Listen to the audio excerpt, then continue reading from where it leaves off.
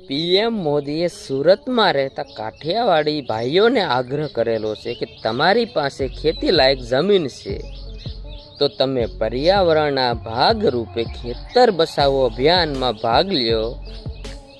એનો મતલબ તો મોદીજી એવો થાય કે આ ભાઈઓને શહેર છોડી અને ખેતીવાડી કરવા ગામડે જવું પડે, પણ અત્યારે ખેતીવાડી કરવા માટે ખાતરથી માંડીને બિયારણથી માંડીને કીટનાશકના ભાવ આસમાને પહોંચી ગયા છે।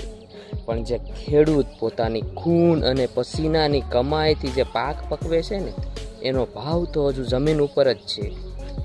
અને જો તમે હકીકતમાં ખેડૂતોને આગળ લાવવા માગતા હોય તો તમારા પરમ મિત્ર અડાણીના માણસો ખેડૂતોની જમીનમાં લાઇટના પોલ નાખે છે અને ખેડૂતોને હેરાન કરે છે, તેનું શું?